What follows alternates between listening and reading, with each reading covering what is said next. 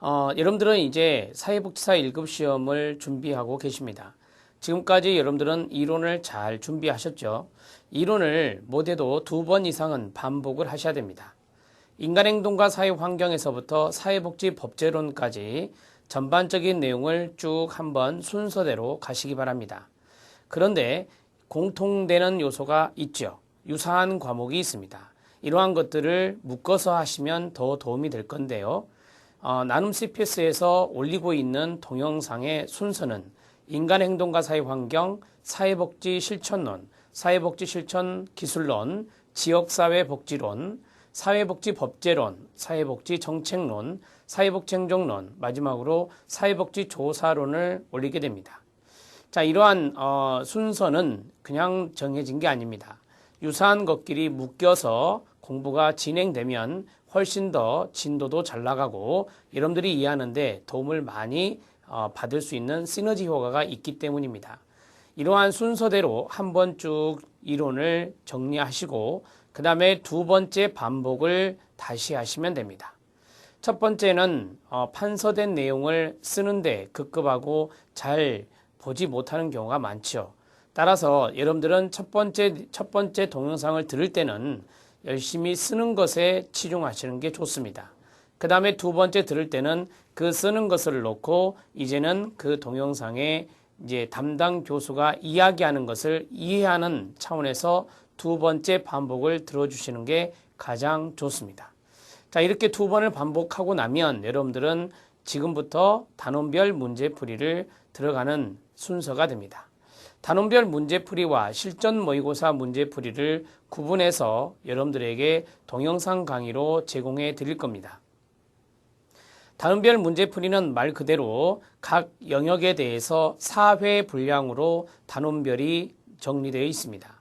즉 25문제가 출제되기 때문에 25문제씩 모두 4회차다 이렇게 정리하시면 되겠습니다. 그러면 모두 100문제가 되겠죠. 인간행동과 사회환경 100문제, 사회복지조사방법론 100문제 이렇게 각 영역마다 100문제의 단원별 문제풀이를 하게 됩니다. 이것을 끝내고 나서 실전 모의고사 문제풀이를 또 할 건데요. 실전 모의고사는 말 그대로 각 영역의 다양한 부분을 이제 전체적으로 섞어서 출제하는 것을 우리가 실전 모의고사라고 합니다. 실전 모의고사는 지금 현재 3회차로 지금 정리하고 있습니다. 3회차라고 하는 것은 인간행동과 사회환경에서부터 사회복지 법제론까지 1회, 2회, 3회 모두 3회분의 실전 모의고사를 여러분들은 나중에 풀게 됩니다. 그러면 단원별 문제풀이 4회차와 실전 모의고사 3회차 모두 7회차의 문제를 풀게 되겠죠. 상당히 많은 문제가 됩니다.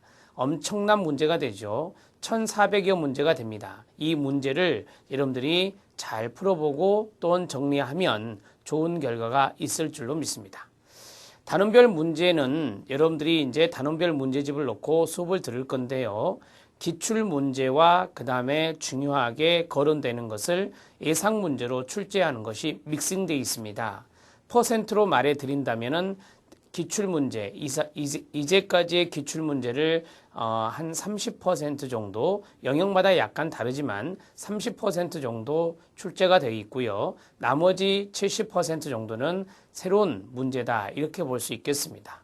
그리고 실전 모의고사는 나중에 말씀드리겠지만 실전 모의고사는 거의 모두 다 기출문제가 아닌 예상 문제로 출제가 되어 있습니다. 여러분들은 기출문제 풀이를 하는 것이 좋죠. 당연히. 최근에 공개된 문제는 9회 문제, 10회 문제, 11회 문제 모두 3년의 문제가 공개되어 있습니다.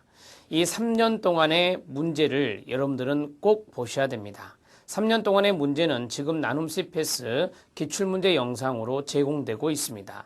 이 점을 여러분들은 잘 기억해 놓으셨다가 기출문제를 먼저 하셔도 되고 나중에 하셔도 되지만 제 생각에는 이론을 다 공부를 2번을 반복하셨다면 바로 기출문제를 먼저 분석해 보는 것도 좋을 것입니다. 기출문제를 보면 어느 정도 방향을 더 쉽게 잡아갈 수 있기 때문이죠. 자, 그래서 기출문제와 단원별 문제와 실전 모의고사 문제 이런 것들을 여러분들이 순서대로 잘 정리해 주셨으면 좋겠습니다. 그리고 이제 마지막에 시험 닥치기 전에, 시험 보기 전에 우리가 이제 이 온라인상으로 모의고사를 한번 치룰 겁니다. 그 모의고사에서 여러분들은 좋은 점수를 맞으셔야 합격에 이를 가능성이 아주 높다. 이렇게 말씀드릴 수 있겠네요. 자, 지금까지 이론 공부는 어떻게 하고 문제풀이는 어떻게 하는지 간단하게 말씀을 드렸습니다. 자, 이러한 것들을 여러분들이 꼭 기억해 주셨다가 실천을 하셔야 됩니다. 계획을 잘 세우셔서 여러분들이 할 수 있는 범위 내에 계획을 세우셔서 꼭 이것을 실천해 주시기 바랍니다. 그것을 실천하셨을 때 여러분들은 마지막에 최종 합격의 영광을 누릴 수 있을 것입니다. 그러면 지금부터 인간행동과 사회환경의 단원별 문제풀이 제1회차 전반부의 문제풀이를 하겠는데요. 25문제입니다. 따라서 13문제, 12문제 그렇게 정리를 할 겁니다. 매 강 전반부는 13문제, 후반부는 12문제다. 이렇게 정리하십시오.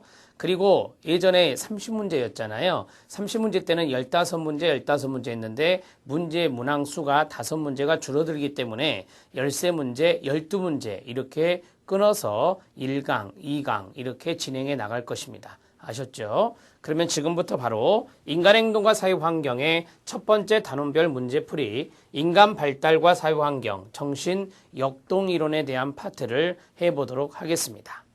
자, 1번 문제부터 알아보도록 하겠습니다. 자, 1번 문제는 다음 중 인간 발달의 전제로 옳지 않은 것은 이라고 했습니다. 우리가 보통 인간행동과 사회환경에 가장 먼저 보이는 게 바로 인간의 발달입니다. 인간의 발달에 대해서 기본적인 개념과 원리, 기본 전제 이런 것들이 출제되고 있습니다. 자, 1번은 발달의 동그라미요. 삶의 전 단계에서 이루어진다라고 했습니다. 삶의 모든 단계에서 발달이 이루어집니다. 발달이라고 하는 것은 아시는 대로 상승적 변화와 하강적 변화를 모두 포함하는 것입니다. 물론 안정이 유지되는 것이 중간에 청년기 때 있죠. 이러한 모든 것을 다 우리는 통틀어서 development, 발달이라고 말하기 때문에 발달은 삶의 전 단계에서 이루어진다. 맞습니다. 자, 2번 들어갑니다. 인간의 삶은 시간의 흐름에 따라 진행되면서 지속성과 변화를 나타낸다 라고 했습니다. 시간의 흐름에 따라 인간의 삶은 진행이 되고 있습니다. 여러분들도 지금 삶을 살고 계시죠. 자, 이렇게 진행되면서 계속해서 연속성, 즉 지속성이 있습니다. 그리고 변화도 나타난다는 것을 잊지 마시기 바랍니다. 자, 변화의 신체 변화 하나 해볼까요? 우리는 신체 변화의 중년기를 아십니다. 중년기 때는 신진대사의 저하, 즉 하강적인 곡선을 그리게 되는 것입니다. 그런 것들이 이제 변화가 나타나는 하나의 사례가 될 수 있겠습니다. 맞습니다. 자, 그 다음에 3번 들어갑니다. 인간의 행동은 적절한 상황이나 관계의 맥락 속에서 분석되어야 한다라고 했습니다. 적절한 상황이나 관계의 맥락 속에서 이거를 우리가 아주 쉽게 한번 고쳐보자 그 말입니다. 환경입니다. 인간의 행동이라고 하는 것은 환경 속에서 분석되어야 한다. 이렇게 정리하는 게 좋겠죠. 자, 그 다음에 4번 인간을 전체가 아닌 개별적으로 이해해야 한다라고 했습니다. 여러분, 우리가 인간의 발달을 볼 때는 이렇게 이야기합니다. 전체적으로 이해할 것, 그 다음에 총체적으로 이해할 것, 그 다음에 통합적으로 이해할 것. 다 똑같은 말이거든요. 전체적으로 이해할 것, 총체적으로 이해할 것, 통합적으로 이해할 것 이렇게 돼 있어요. 자, 그러면 이게 뭐냐? 첫 번째 생물학적인 겁니다. 생물학적인 거. 그 다음에 두 번째 심리적인 것이 있죠. 자, 심리적인 거. 세 번째가 사회적인 요소가 있습니다. 사회적인 요소, 환경을 고려하지 않을 수 없죠.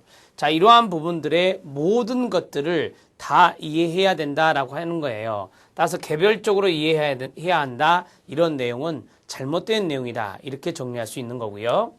인간은 자신의 발달에 적극적으로 관여한다라고 했습니다. 인간은 자신의 발달에 적극적으로 관여하는 존재라고 말할 수 있어요. 자, 인간 발달의 전제, 옳지 않은 것은 바로 4번이 옳지 않다. 이렇게 정리해 드릴 수 있겠습니다. 이해되셨습니까? 자, 이런 식으로 하나하나 여러분들에게 설명을 해 드릴 거니까 여러분들은 제가